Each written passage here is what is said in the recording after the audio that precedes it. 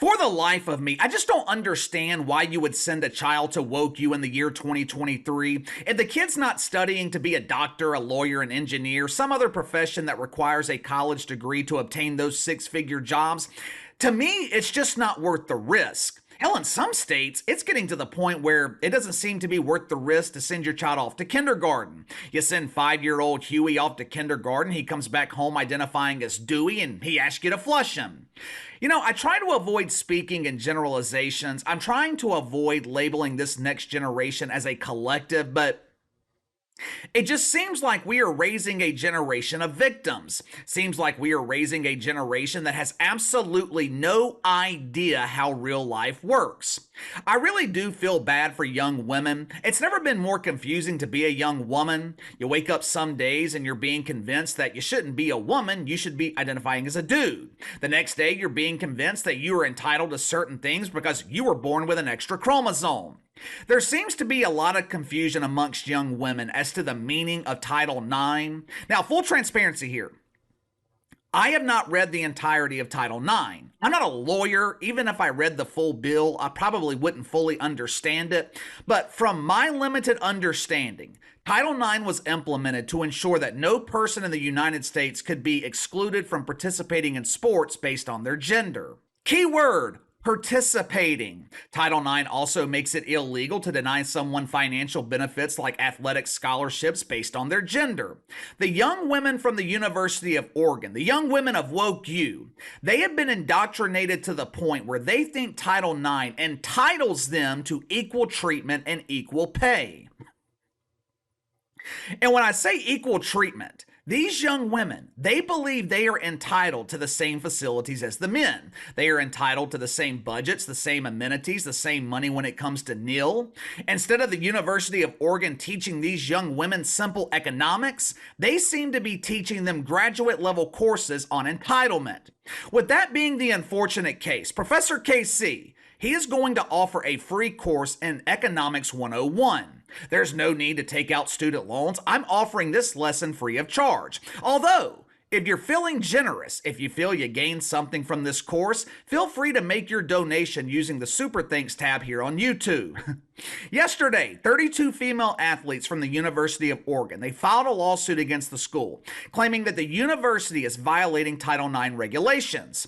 What were these egregious violations? Was questioning Quentin choosing to identify as female during volleyball season and the university wouldn't allow him to join the team?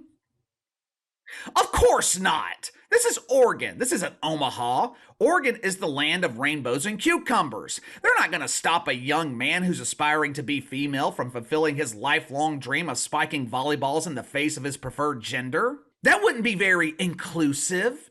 Was the university preventing a young woman from fulfilling their dream of becoming the next Marcus Mariota? No, as far as I know, Woke U is still taking applications for female quarterbacks. According to the lawsuit, the University of Oregon, they have discriminated against young women by not providing them facilities equivalent to the men. They're also alleging that the men are receiving more money through NIL sponsorships. I would assume that last part is true. Matter of fact, I don't have to assume. I pretty much know it's true. It's common sense. Of all the 32 female athletes involved in this lawsuit, 26 of them are part of the beach volleyball team. The other 6, they're a part of a club rowing team. From my understanding, the rowing team isn't officially sponsored by the school. I think it would be the equivalent of a club football team on campus suing the school because their facilities aren't equivalent to the real football team. But these entitled young women, they claim that the school's not distributing resources fairly. According to their stats, 25% of the athletic budget, it is spent on female sports. 15% of the recruiting budget spent on female athletes. Gather round, kids. Let Professor Casey teach us something. Let me explain why the vast majority of the budget is being spent on male sports. And I would be willing to bet an overwhelming majority of that money, it's being spent on football and men's basketball. Let me explain why. You see, without football and men's basketball, all your female sports, they do not exist.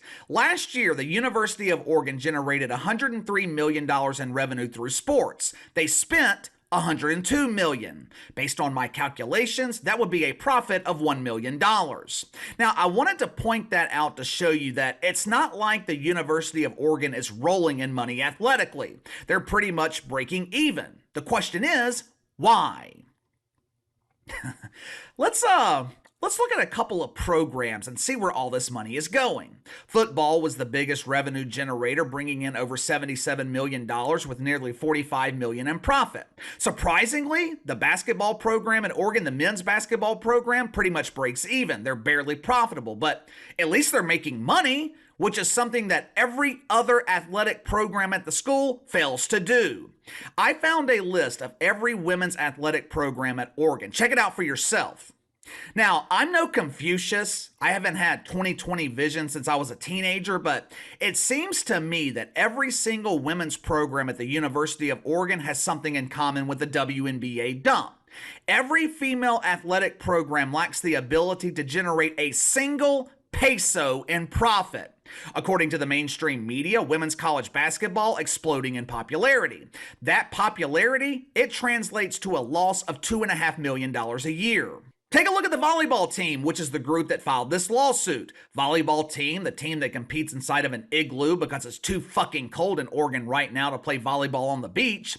Every year, they are good for a loss of $1.5 million. Is this really that hard to understand?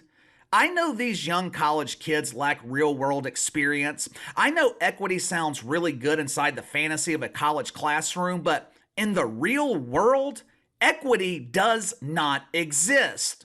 You want to know why the women's locker room is in the basement instead of a multi-million-dollar facility? They can't afford it. Hell, they can't afford a tent at this point. Let me tell you what could eventually happen if these women keep pushing, especially if they win this lawsuit, which I highly doubt that happens.